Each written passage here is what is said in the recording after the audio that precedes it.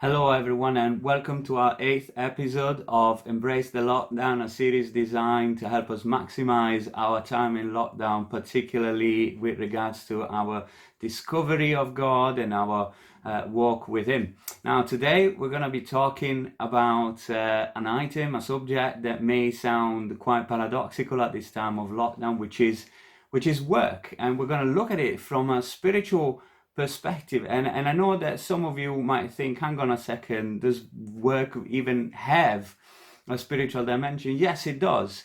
And you're going to be surprised by it, especially by the way God can use it to help you discover Himself, discover yourself, your identity, your purpose, to grow you, to develop you, and to release you. But before we actually move on to talk about these wonderful things, it's important for me to briefly discuss some misconception about work. First of all, the fact that we often understand work only in terms of employment. No. Work is so much more than employment. And I do understand that there will be maybe some viewers that for reasons of health are not able to work as being employed as such, but that doesn't really affect a definition of work, as we're going to see in a moment. Work isn't necessarily employment, although employment is work in itself. But work has got a broader definition, as we're going to be looking at in a few moments. Also, work isn't just a means to an end.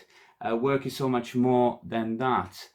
Work, we often understand it as something that we've got to do in order to go from A to B, or do something, or achieve something, or maybe just bring a salary home when we understand it in terms of employment. But work is so much more than just a means to an end. Work is a process that, as we're going to see, actually has great benefits for us individually, for those around us, and also in our relationship with God, which kind of leads to a third misconception about work, which is that we often understand it as a purely secular thing. But this is something that is not only incorrect, but quite prominent in Western cultures that tend to make a separation between the spiritual and the secular, the natural and the supernatural, the everyday life and the religious, but in the vast majority of world cultures, that distinction, that separation isn't there, and certainly it's not there in the Bible. In fact, the Bible talks about work as an activity that is not only very spiritual, but it is very typical of God. Okay, work is a divine thing. There was a time during Jesus's life here on earth when he got pulled up as he was and challenged on working on a Sabbath day when he should have been resting and shouldn't have been doing any work. And Jesus turned around and said to the Pharisees and the Jews and the religious leaders that were kind of challenging him on that, he told him, "My Father has been working until now, and so do I." So not only he just placed himself on a higher category, even higher than the Sabbath itself, him being the Lord of the Sabbath, but by that statement, it just shows that God, a person that owns the universe, and that, according to our mindset, we wouldn't see him needing to work or doing any work whatsoever. The Bible, according to Jesus, just portrays him as someone that has been working from the beginning, and just as his Father worked, so Jesus did. And sometimes we dream of a life without work. Sometimes we dream of winning the lottery, winning, I don't know, some sort of insane prize, or maybe a rich uncle that we didn't know even existed died and leaves us with a vast wealth. That kind of sets us for life, and we think that that's the life that everyone wants to live. We think that if we had enough not to go to work anymore. That would just make a life absolutely beautiful and perfect. But when we say that, it's because we do not realize just the value of work itself. As I said, not just as a secular thing, but as a supernatural, spiritual, even divine activity that carries countless of benefits, both to us individually, to those around us, and to our relationship with God. And the first benefit that really work brings is the discovery and expression of our identity and purpose. Now, work has a very simple definition. You can Google it if you want it. You will find it probably with slightly different words, but you will find it saying something like this: an activity involving mental or physical effort done in order to achieve a purpose or a result. So that's why I said that work in itself is something that is so much more than employment. Okay, work is anything that we do in order to achieve something or to fulfill a certain purpose. And that could be anything, something as simple as washing dishes, doing the garden, and cleaning up the house, to, I don't know, managing a multi-million business. All of that kind of falls under that same category of work. However, work, and I'm talking about work from God's perspective, isn't just a way for us to fulfill a task or a purpose, but it's in itself a means for us to discover our identity and our purpose. And by purpose, I mean purpose with capital P. That is, who am I and why am I here? What is my destiny? What have I been created for? And speaking of creation, let me take you back to the book of Genesis and the very beginning of the human race. We read that when God made man, by man I don't just mean males, okay? I'm talking about mankind. When God made man, we read that he gave man dominion over nature, dominion over planet Earth. And by dominion, I don't mean domination, okay? Something that somehow justified exploitation. We are exploiting the planet Earth, okay, because we're not doing God's way, but our way. We're exploiting planet Earth, we're lording it over it, and we're not doing it God's way. Initially, God gave man dominion, that is stewardship over nature, over planet Earth, with a very specific idea. For us to keep it, for us to nurture it, for us to protect it and develop it, and so on. And he also went on to say, as we read in Genesis chapter 2, that the Lord God took man and put him in the Garden of Eden to work it and keep it. So God placed mankind in a position of authority, in a position of lordship, if you like, over the earth that has been entrusted to us, but also called us to work. And this for a very simple reason, because just like God works, so he calls us to work. And just as God is in a position of authority, he's also placed us in a position of authority. That by working in a place of authority that has been granted to us by God, we would learn to discover who we are and what we are meant to do, our destiny, in him. Somehow, through this very initial setup, we understand that we cannot discover who we are in God and what he made us for apart from work. As you know, many of you know, at least I have a heart for young people, and I've spent many years working with young people, working for young people, and I love it. I have a heart for that age group, and even though I'm getting older, that heart really still isn't shifted. And to this day, I still love spending time with them. I'm still teaching youth ministries at a Bible college down south called the IBTI, the International Bible Training Institute. And the average age there is very early 20s, and I always have a blast with them. I love them, they love me, and it's just something that comes natural to me, and something that I've discovered is part of my identity and therefore part of my purpose. And one of the big questions, one of the big dilemmas of that age group, anyone from their early 20s down, is to actually figure out not only who they are, but what their purpose is, who they want to become, and what they want to do. And the illustration that I often give them is that of a toolbox. I always tell them that if we were to pick up a toolbox, like I have one here at home, and look inside, we'd find all sorts of different tools. They're all completely different from one another in terms of color, in terms of material, in terms of shape. And the reason why they're all so diverse, they're all so different from one another, is because they've been designed to fulfill a specific purpose. And the purpose defines their outlook, it defines their identity. So for example, I know that if I wanted to screw a screw, I would need a screwdriver. Obviously, I could do it maybe with other tools. I have sometimes done it with a knife when I couldn't find a screwdriver. I couldn't be bothered open my toolbox, and so I just grabbed a knife and used the tip to screw it or unscrew it. But obviously, it was clear that I was using the wrong tool because it didn't feel as easy and as natural.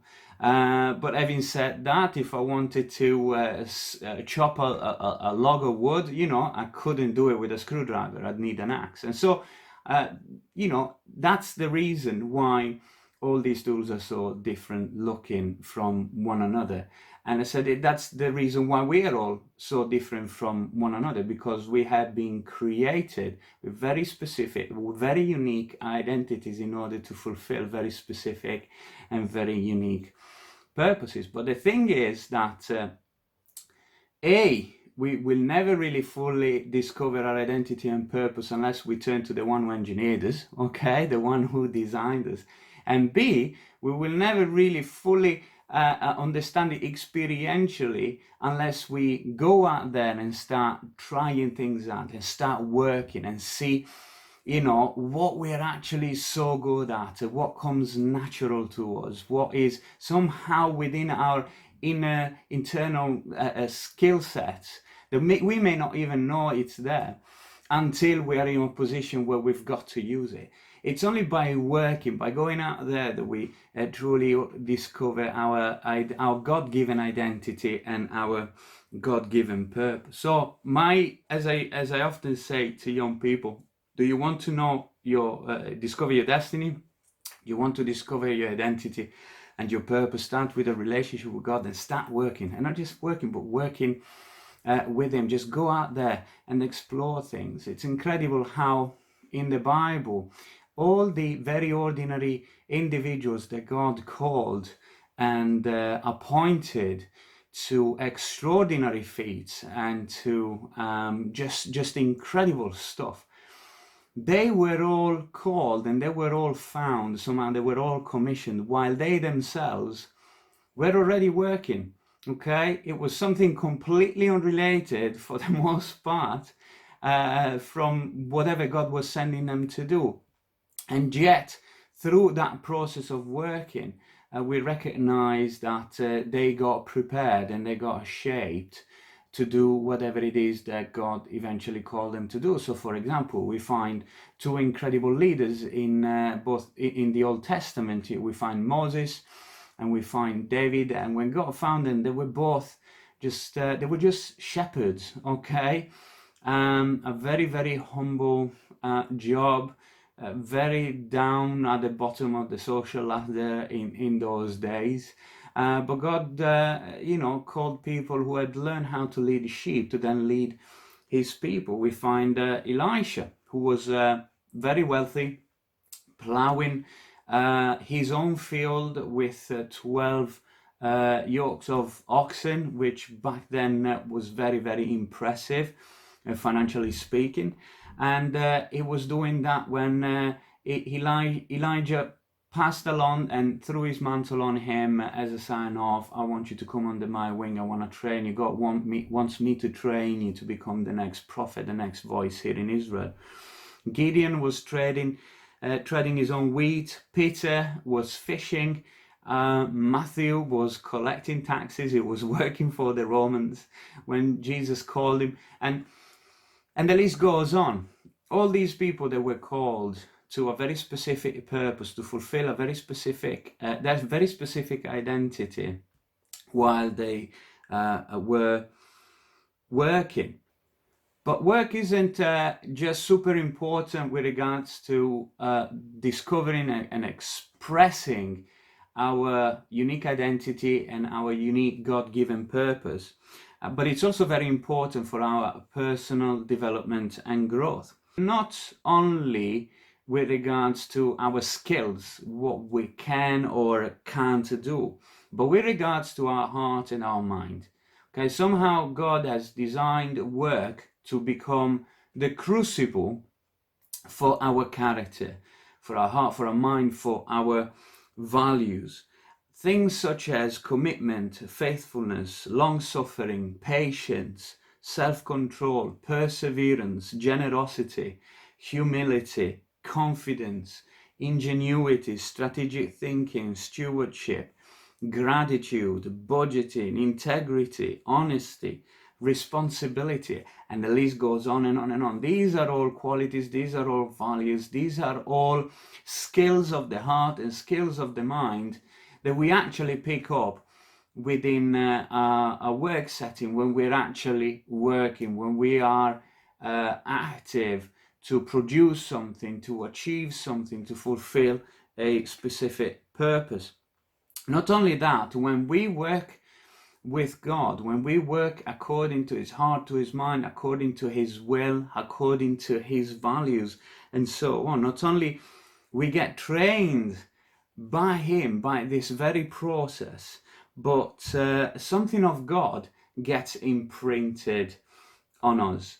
And I really relate to this principle, particularly in my relationship with my father. Growing up, I didn't have much of a relationship with my father. In order to try and give my sister and I a bit of a better life than he had, he would work very long hours. He built a business up from scratch, a plumbing business. And anyone who starts up a business, you'll know just how hard it is. Besides, he took us to live further away from the city, wanting us to have a garden and live in the countryside where we could run, where it was safer.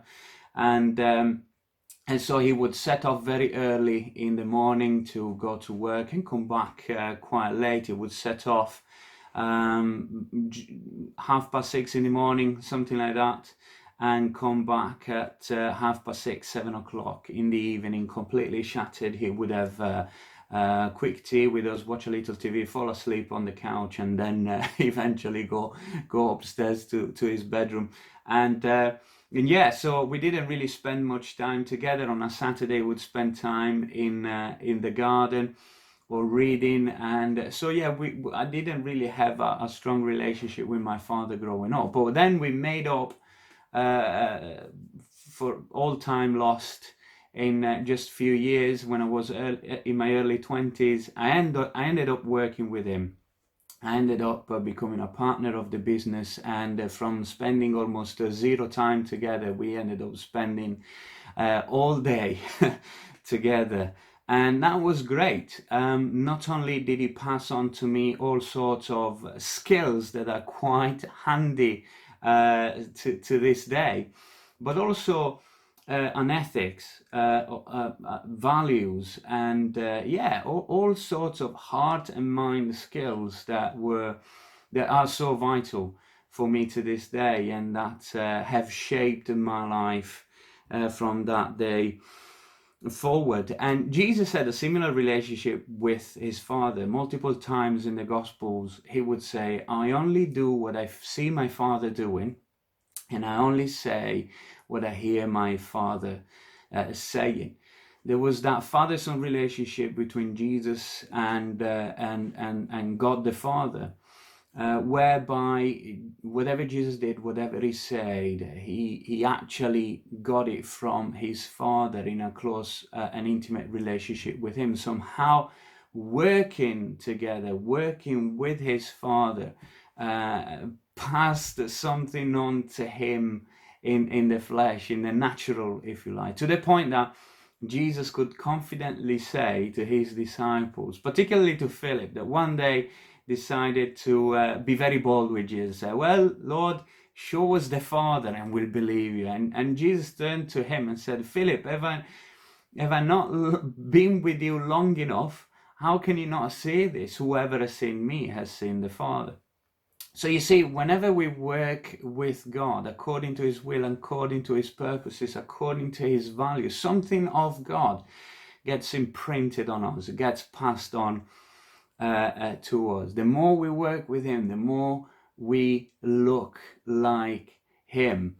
And this is something that is particularly effective as he calls us to become his representatives down here on earth, to become his representatives to our neighbors, to our co-workers, to our colleagues, to our family, to our relatives, and any kind of stranger that we may come across with.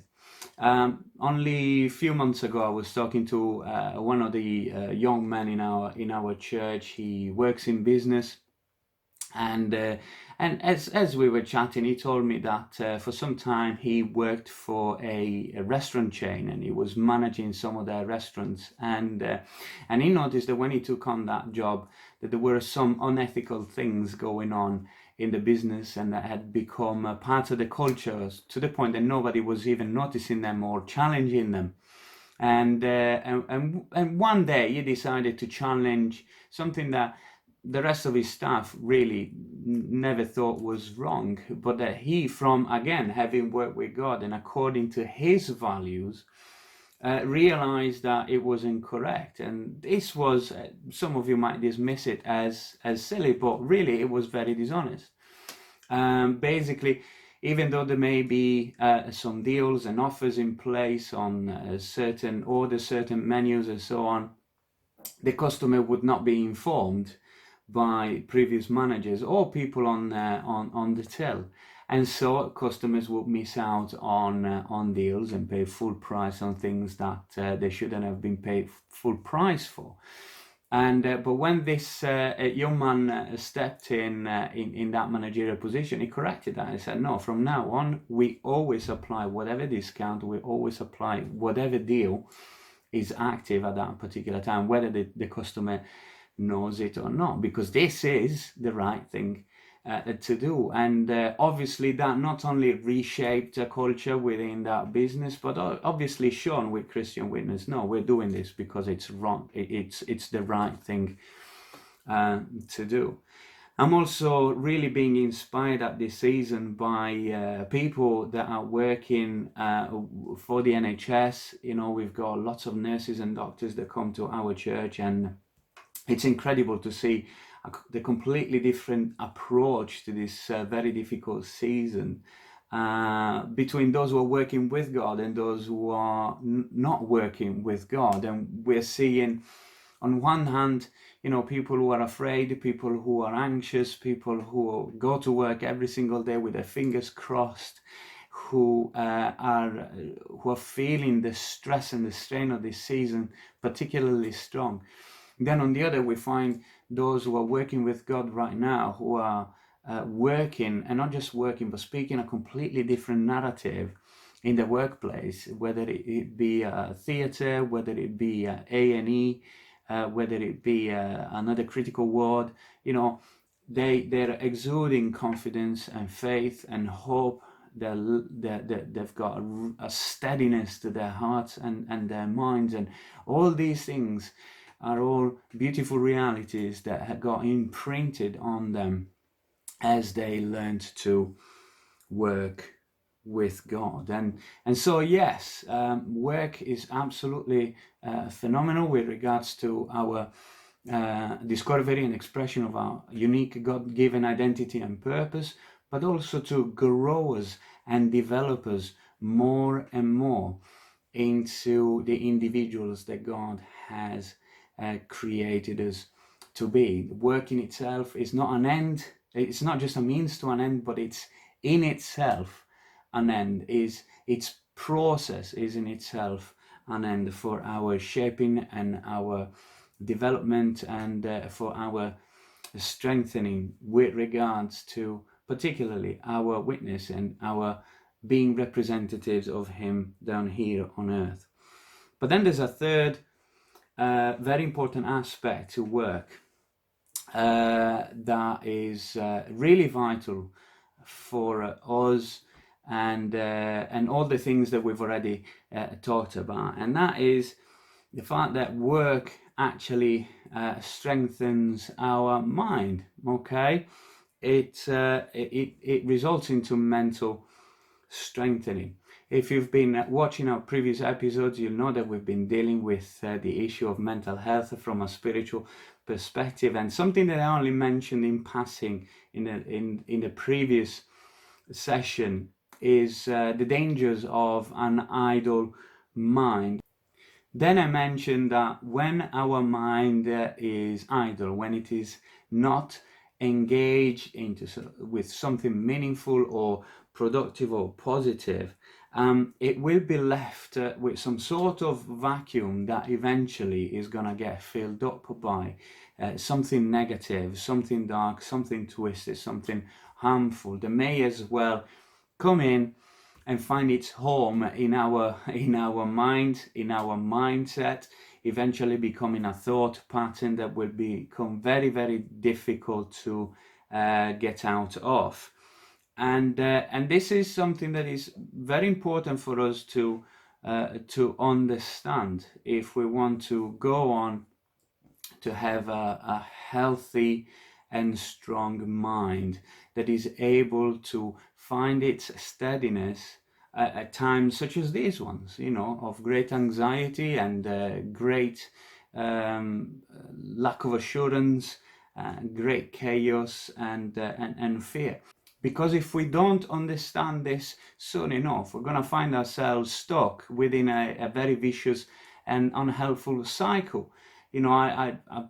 And I need to tread carefully here, because I know that the issue of mental health is very complex, and I can't bind every individual case into a bundle. But having been a pastor and leading a church and helping people for the better part of almost 11 years, I've often come across individuals struggling with mental health issues, and often these very real problems have been kind of used as an excuse not to work. And again, by work I don't mean find a job, okay, and getting employed. Work so much bigger than that. But the problem is that because there was a lack of work, because there was a lack of something that was profitable, productive, something positive, that absence created that vacuum that I've just mentioned, that left even more room to all those issues that were already there in the mind, making them even more serious, making them bigger, and entrenching them even more, which again made them feel like working even less, and so on. It's a vicious circle. And this is why it's so important for us to understand that part of our journey towards a renewed mind, as we mentioned in the previous two sessions, is actually working, and not just working, but working with God, working knowing that work itself plays a very, very important part in God's hands with regards to the discovery of our own identity, of our purpose, as well as the building up of our character, that we might look more and more like Jesus and represent Him better and better to the people and the world around us. So it's already half an hour. I just want to bring it to a conclusion. At this season of lockdown, I would really encourage you all to start working if you're not working already.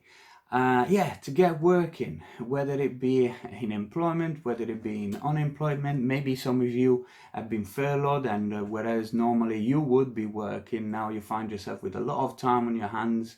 Well, maximize your time in lockdown by working, maybe learning new skills, maybe developing your current skills. Maybe learning or experimenting with something that you haven't done so just yet. Maybe some of you are thinking, I want to go self-employed, and yet you've no idea of how to do it, and you've had no time up until now to figure it out. Maybe now is the time to just figure things out. Maybe you're in a position where you're working, but you feel it's nothing meaningful. It's something that just does not reflect who you are. Begin to think and plan out together with God, how to go from where you are now to where you feel you want to be, to where you feel God wants you to be. The Bible says that we do not receive because we do not ask, and when we do ask, we ask amiss. So maybe now it's the time to ask God for big things, believing big things, using this time to come up with a strategy, with a plan, or at least some semblance of direction, or at least taking the first steps towards that direction. This is maybe a time for us to start learning what it means for us to work with God. Maybe this video will reach individuals that are already quite busy, but let me ask you, how much is God involved into what you're doing?